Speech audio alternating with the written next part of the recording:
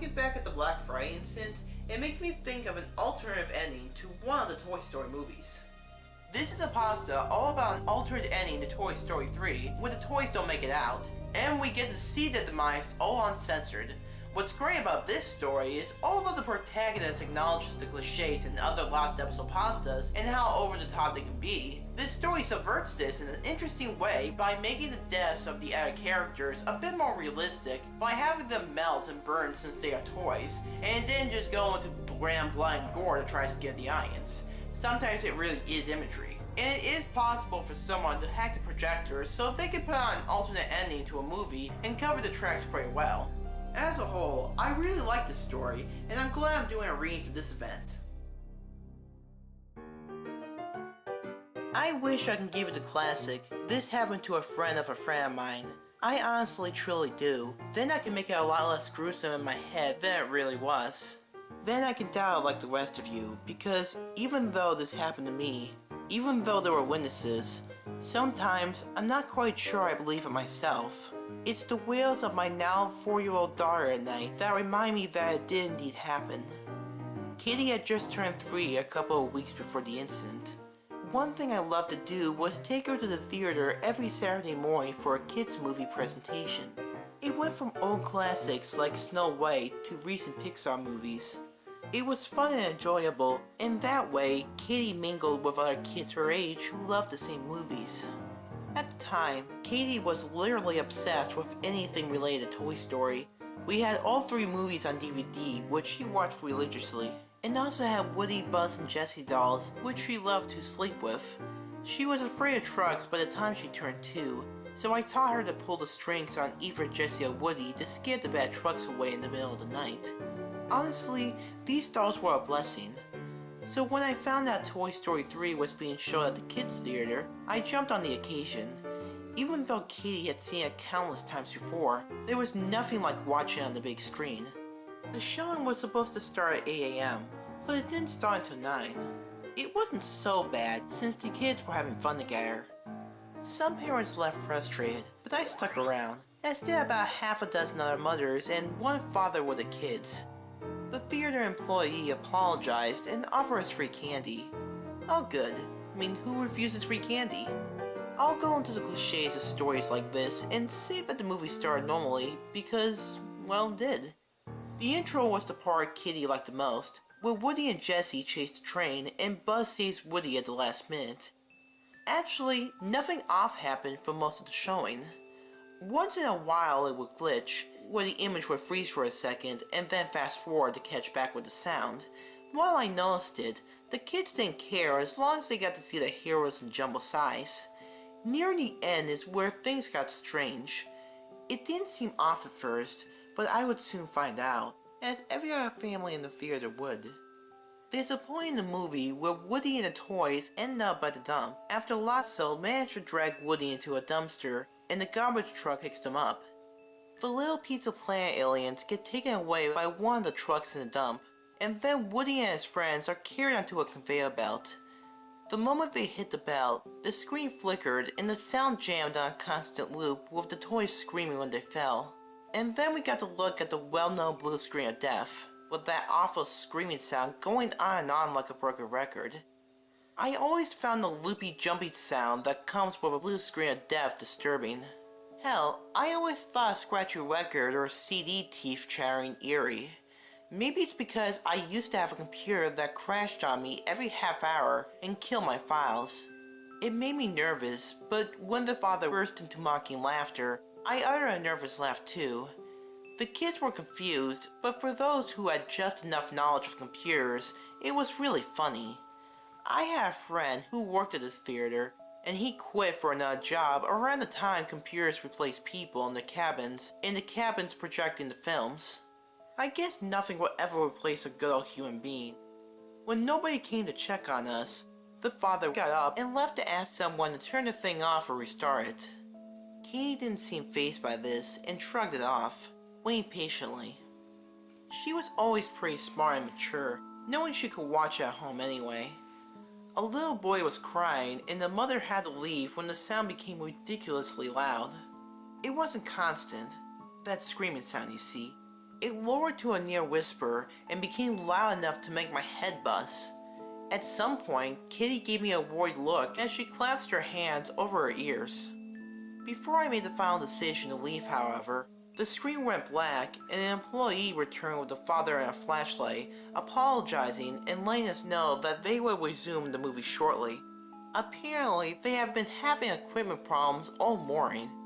Shortly after the projector came back to life, the movie resumed a few minutes prior to the crash, only to crash at the very same spot a second time.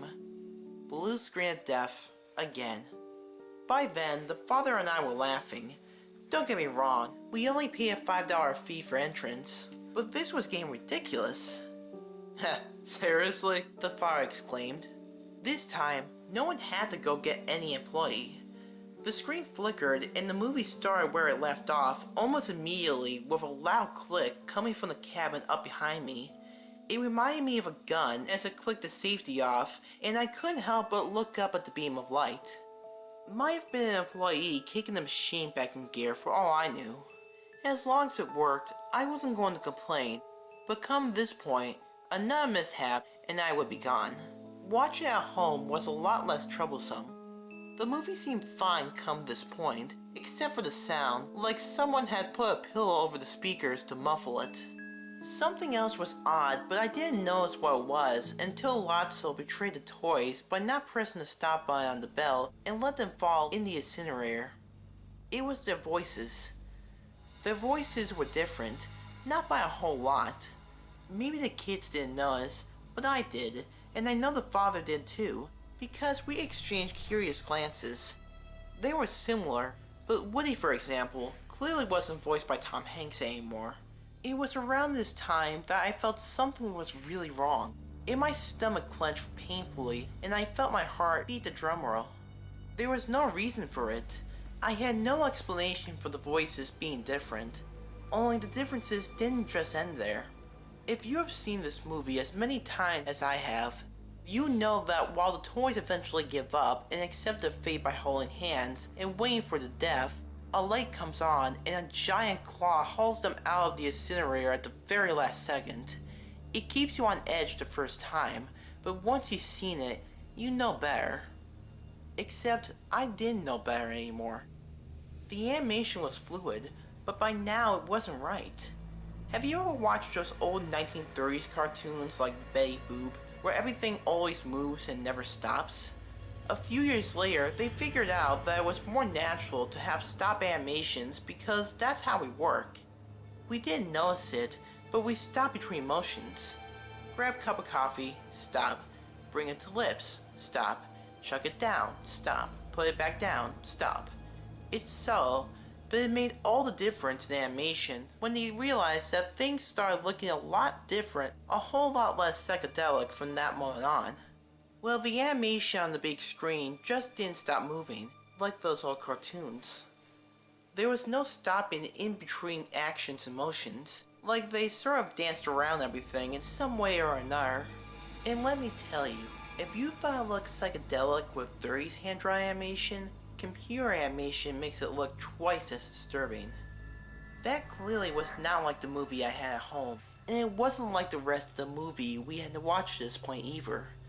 I know the father looking at me again, and I shrugged. I didn't have any more of an explanation than he did. I suppose I remained seated out of gross curiosity. As the saying goes, it's like watching a train wreck, and no matter how horrible it is, you just can't look away. There was none of the dramatic music I was used to hearing. In fact, there was no music at all. Maybe it just wasn't necessary. Imagery was enough. Already I felt a lump in my throat just watching the animation. I couldn't move. I was nailed to my seat. The claws saving the toys never came down. There was no heavenly light before a last-minute rescue. There was no rescue. The toys screamed and screamed and screamed an ear-shattering screech that would ring in my head for days to come and would wake me in the middle of the night. The toys held hands, which shrank as the plastic melted into a thick flesh-colored goo. I remember Woody's face the most, because this is what the screen mainly focused on as they advanced towards the fiery pit in the middle. Black bubbles popped first in his cheeks, and then his gaping mouth opened wider than was humanly possible. His lips stretching to wretched lengths until his whole jaw melted off at its hinges, leaving long, thick, liquid streaks of burning plastic behind. I was reminded of the way cheese strings when warm and melted, which forced a completely insane bout of laughter out of me. Cheese and plastic? What the fuck was I even looking at? The banshee-like screeching escalated and escalated with the speakers all around us. It came from everywhere at once. My stomach cramped as the spirit ripped through me as I thought I would collapse right there. I couldn't move. I was glued to my seat. Woody's eyes rolled down his cheeks like they weren't painted on, but they were real globes of gelatinous substance which burst like egg yolks, leaving gaping holes in its place. Their eyes, all of their eyes, were the only thing that acted as real eyes might, not like plastic or fabric. Later I realized why. Eyes are the mirror of the soul. Eyes, even if they look painted, are always real. Always. And so as they explode into a liquid state, so did his souls, burning in the fiery pits of hell. It's silly to think that way of a cartoon character, but that's the only explanation I found for the difference. I'm not sure it makes me feel any better to think that way. Actually, it just makes me feel worse. Woody's hat had melted over his head and shaped it unnaturally, and with it, the fabric of his clothes caught fire in one burst. It crackled like some demonic laughter, burst into sparks, convulsing back, except he didn't go far because his hands were fused with Slinky and Buzz's hands. The screaming was like the sound of pure hell, like something from a demon. The voices, though wrong, had sounded human till now. I felt a sharp cramp in my hands because I had been holding onto the arms of my seat as though they were my lifeline. In some way, they were. The action kept me grounded because a part of me feared I would end up in that pit and melt off as well if I didn't keep some of myself in this reality. Most of the footage focused on Woody, but you got a glimpse of the others too. Toys like Bugs and Rex, toys that were made exclusively of plastic, melted quickly in a disturbingly colorful goo. There was no blood, just plastic melting, molding itself off and bursting into flames. It was horrible and graphic. Maybe it was because you get to know these characters so well that you feel them alive despite the fact that they are toys. Or cartoons. You don't need blood and organs spilled. You just need to see them suffering. So deep you feel it too. I even felt my skin start to prick and burn in response. I should have gotten out sooner. I should have taken Carrie with me to spare her. It was a mistake on my part not to. I will regret that for the rest of my life. The screeching turned to wails. I was able to come out of my trance long enough to realize that the sound of crying and screaming did not come from the speakers anymore, but the people around me. There was nothing but the sound of crackling fire from the pit around us now. The toys were dead, but the children and adults alike, myself included, were the ones screaming and weeping. With a sudden burst of strength, I grabbed Kitty in my arms and ran out of the theater. I didn't look back though. I could now smell the burning plastic. It wasn't just stuck in my nose. It clung to my clothes and my skin too. I thought I heard someone vomit behind me. I'm surprised I didn't. I noted that the father had scurried past me. Then again, he might have been smarter than me and left before I did. He was yelling at the employee who stood giving tickets. That poor kid didn't seem to get what he was saying. He seemed overwhelmed by the screaming and crying. Soon enough, the small crowd of parents were surrounding him. Things started getting violent and the kid had to escape. As for me, I just stood there with Katie screaming in my arms, half hearing her still in shock. I felt lost. I didn't know what to do or where to go. Should I go home? Join the mob of angry parents and wailing children? Go to the police? What? What should I do? My feet moved on their own, and I let my instincts take over. That's it, the door. I was leaving. It was better for Katie anyway, to keep her away from this place. I felt empty, and the smell of burnt plastic seemed even stronger as I stepped outside. When a hand gripped my arm, I jumped and yelped. It was the father with his child in his arms, sobbing in his shoulder. Turns out his name was Jeremy. We exchanged phone numbers after he told me he would see to it to get an explanation for what happened. The rest of the day did not go well. I took 2 baths with Kay, but the death stench wouldn't leave. Eventually, she stopped crying and fell asleep out of pure exhaustion. As for me, even though I was completely off, even though I felt like I could fall asleep too, I couldn't. Every time I closed my eyes, I saw the lifelike eyes of Woody slip down his cheeks and burst, or his jaw hanging loose until it crashed on his lap. Just before my husband came home from work, I got a call from Jeremy. I remember slumping on my chair as he spoke, and a new set of hot tears streamed down my cheeks. My head hurt and my eyes burned. I thought they might pop right out too.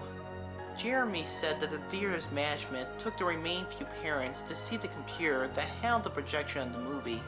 Sure enough, they found a virus stored in there, which streamed a homemade version of the movie. But the streaming led nowhere. Jeremy's job was to handle computers, so he was able to look through it for those who couldn't.